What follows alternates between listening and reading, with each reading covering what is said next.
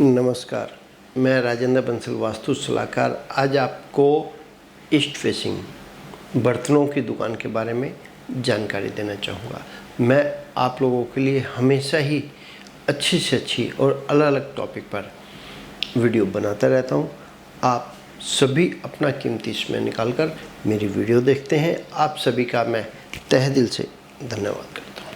अब मैं आपको बताने जा रहा हूँ ईस्ट फेसिंग यानी पूर्वमुखी बर्तनों की दुकान के बारे में। मैं हमेशा ही जो जानकारी आप लोगों को देता हूँ वो वास्तुशास्त्र के साथ साथ अपने अनुभव की जानकारी आपको देता रहता हूँ। आप अपने यहाँ पे नया सेटअप करने जा रहे हैं या आपकी अपनी पुरानी दुकान है और बढ़िया नहीं चल पा रही है, या फिर किसी कारण से आपकी दुकान पहले तो बहुत बढ़िया चल रही थी, उसके बाद जब आपने अपनी दुकान को रेनोवेट किया, रेनोवेशन की, उसके बाद से आपकी दुकान पर काम कम होता चला गया। ऐसे क्या कारण बने, आज मैं आपको इस वीडियो के माध्यम से जानकारी देना चाहूँगा। सबसे पहले आपको किस चीज़ का ध्यान रखना है, आपकी अपनी दुकान रोड के लेवल से हमेशा ही ऊंची होनी चाहिए। आप अपने यहाँ सीटिंग और सेटिंग किस तरीके से करेंगे ये मैं आपको बताने जा रहा हूँ। सबसे पहले तो आपको अपने यहाँ अंदर आने के लिए जो गेट बनाना है वो ईस्ट सेंटर से नॉर्थ ईस्ट की ओर इस हिस्से में गेट बनाना है। आप अपने यहाँ पर फ्रंट में ग्लास फिटिंग करके डिस्प्ले बना सकते हैं दोनों ही तरफ, कोई दिक्कत नहीं है। आप अपने यहाँ पर साउथ वेस्ट से वेस्ट होते हुए नॉर्थ वेस्ट तक कंप्लीट रैक लगाएंगे और ये वाले रैक सीलिंग तक होने चाहिए। ऐसे ही रैक आपका साउथ वेस्ट से साउथ होते हुए साउथ ईस्ट तक बनेगा। ये रैक भी आपका सीलिंग तक जाना चाहिए। एक रैक आपका नॉर्थ वेस्ट से नॉर्थ होते हुए नॉर्थ ईस्ट तक बनेगा। ये रैक आपका अपना सीलिंग तक नहीं जाना चाहिए और इस रैक के ऊपर भी माल नहीं रखना है। सीलिंग से कम 1.5-2 फुट नीचे इस रैक को रखना है आपने। हमेशा ही रैक बनाते हुए हर एक मिस्त्री, हर एक दुकानदार एक बात कहता है, रैक के नीचे 4 इंच का ठोस प्लेटफॉर्म बना दीजिए। आप अपने यहाँ पे वेस्ट में जो रैक बने हैं और साउथ में लगे हैं उनके नीचे प्लेटफॉर्म बना सकते हैं, लेकिन नॉर्थ में जो रैक लगे हैं उनके नीचे प्लेटफॉर्म नहीं बनाना है। इस चीज़ का आपको ध्यान रखना है। इसी के साथ में एक बात और कहना चाहूँगा, आपको नॉर्थ में जो उत्तर में रैक लगे हैं उनके अंदर भारी माल, वजनदार माल ज़्यादा नहीं भर के रखना है। लाइट वेट माल आपने रखना है, जैसे कि टोकनी हो गई, डोली हो गई, आपकी अपनी लोटे हो गए, हल्का सामान जो एक बर्तन से दूसरे बर्तन के अंदर नहीं आ सकता। इस तरीके से आपने नॉर्थ में माल रखना भी है और डिस्प्ले भी करना है। इसी के साथ में वेस्ट में, साउथ वेस्ट से लेके कंप्लीट वेस्ट में आप अपने यहाँ पर भरपूर माल भर के रखें और साउथ में भी भरपूर माल डिस्प्ले के रूम में भी लगाए और माल को रैक्स में भरे भी।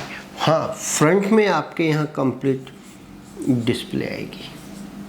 आपकी अपनी दुकान की यदि गहराई ज़्यादा है तो आप अपने यहाँ पर एक पीछे वेस्ट की ओर एक रैक लगा सकते हैं। इस रैक के दोनों तरफ माल लग जाएगा, अंदर की ओर भी और साथ में बाहर की ओर भी।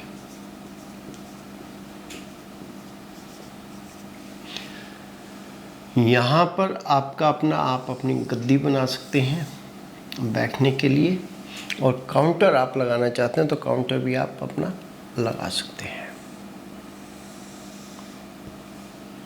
ये आपका अपना काउंटर लग जाता है। यहाँ आप बैठ गए, यहाँ आपका अपना स्टाफ बैठ सकता है। स्टाफ यहाँ भी बैठ सकता है और साथ में ओनर भी बैठ सकता है, जैसे आपको कंफर्टेबल लगे। आप अपने यहाँ पर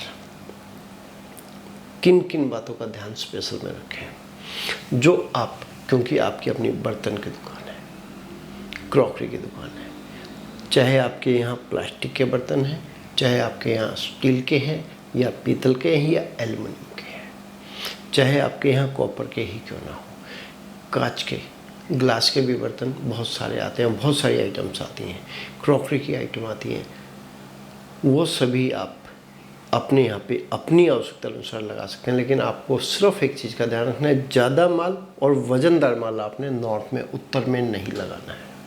यहाँ पर ओनली डिस्प्ले रहेगी, स्टोरेज नहीं।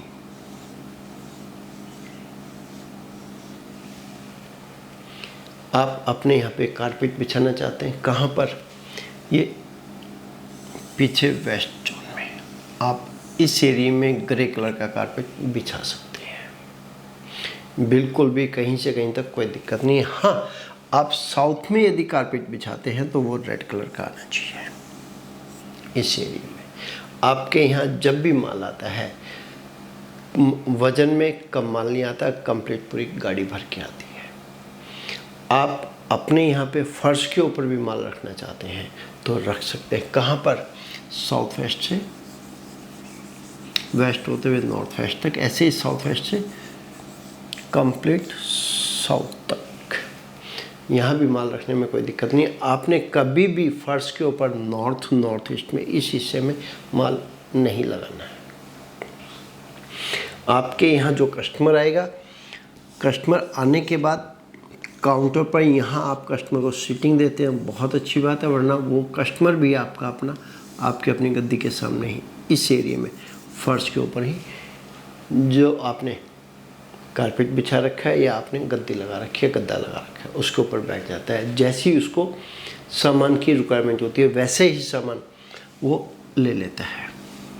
यदि उसने एक आध सामान लेना है तो वो काउंटर पर ही खड़े होकर अपने रिक्वायरमेंट के अनुसार सामान बोल देता है। और उसने यदि कंप्लीट क्रॉकरी, कंप्लीट बर्तन लेके जाने या बहुत सारा सामान लेके जाना है, तब आप उसको ये कहते हो भाई वहाँ स्टाफ से देख लो, तब वो व्यक्ति यहाँ बैठ जाता है और वहाँ यहाँ पे दिखा दिया जाता है।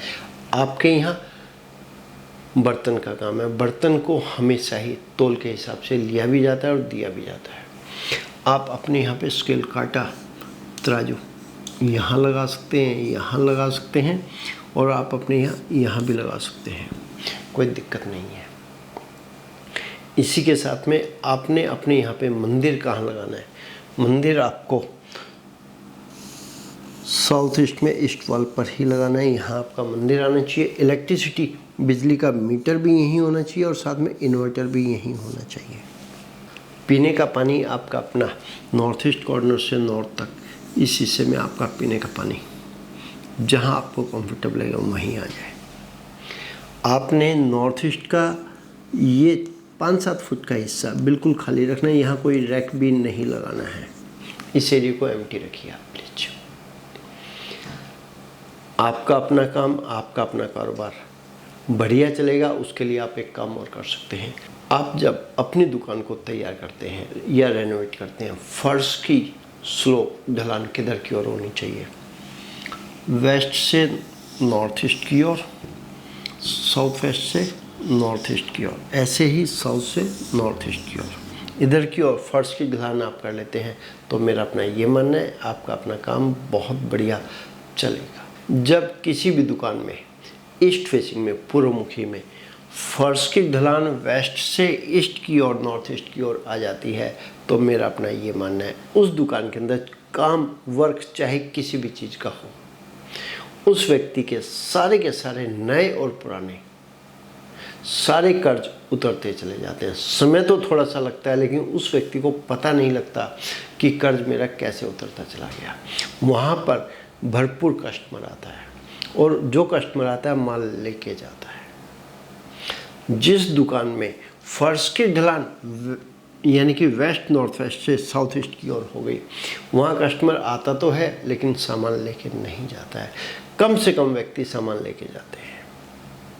इसलिए मैं आपको कहूँगा, आप अपनी दुकान को बनाने जा रहे हैं या रेनोवेट करने जा रहे हैं तो इस तरीके से कर लीजिए, वरना कम से कम आप अपनी दुकान के अंदर सामान का ही रख रखाव ठीक कर लेते हैं तो मेरा अपना ये मानना है आपके अपने सारे के सारे खर्च और कर्ज उतरते चले जाएंगे। थोड़ा सा हो सकता है समय ज़्यादा लगे लेकिन कर्ज भी उतरता चला जाएगा। मैंने आपको इस वीडियो के माध्यम से वास्तुशास्त्र और अपने अनुभव की जानकारी देने की कोशिश की है। आपको यदि मेरे द्वारा दी गई जानकारी अच्छी लगी हो तो मेरी वीडियो को लाइक ज़रूर करें, और साथ में मेरे चैनल को आपने सब्सक्राइब नहीं किया तो मेरे चैनल को सब्सक्राइब भी कर लीजिए और बेल आइकन का बटन जरूर दबाएं, जिससे कि मेरी आने वाली हर एक वीडियो आप तक सबसे पहले पहुंच सके। इसी के साथ में मैं आपको एक बात और कहना चाहूँगा, आप सभी अपना कीमती समय निकालकर मेरी वीडियो देखते हैं, आप सभी का मैं तहे दिल से धन्यवाद करता हूँ। मेरे को वास्तु कंसल्टेंसी करते हुए 25 साल हो चुके हैं। मैंने अपने इस कॉन्सेप्ट को जो सीखा है फादर के साथ रह के प्रैक्टिकल सीखा है, और साथ में फादर द्वारा लिखित प्रथम बुक, पहली पुस्तक लक्ष्मी प्रवेश कैसे हो, उसको पढ़ा, समझा और कंसल्टेंसी करनी शुरू कर दी। क्योंकि हमारे फादर ने इस पुस्तक को छपवा कर समाज में बांटा और समाज ने इस पुस्तक को पढ़कर भरपूर लाभ उठाया। अब हमारी भी इच्छा ये है कि आप भी इस पुस्तक को पढ़कर भरपूर लाभ उठाएं। आप इस पुस्तक को मंगवाना चाहते हैं तो स्क्रीन पर दिए गए नंबर पर फ़ोन करके इस पुस्तक को मंगवा सकते हैं, क्योंकि इस पुस्तक के अंदर जो बातें लिखी गई हैं वो हमारे फादर के अपने अनुभव के अनुसार लिखी गई हैं। साथ में ऐसा नहीं कि वास्तुशास्त्र का ध्यान नहीं रखा गया, वास्तुशास्त्र के साथ साथ अपने अनुभव की भी गहन अध्ययन की बातें इसके अंदर लिखी हुई हैं। आप इस पुस्तक को मंगवाकर जरूर लाभ उठा सकते हैं। मेरी भी सिर्फ यही एक इच्छा है कि हर एक व्यक्ति अपने आप में खुशहाल होता चला जाए। आपको मेरे द्वारा दी गई जानकारी यदि अच्छी लगी है तो मेरी वीडियो को शेयर जरूर करें। इसी तरह अगले प्रोग्राम में एक बार फिर एक और नए विषय पर चर्चा करेंगे। तब तक के लिए नमस्कार।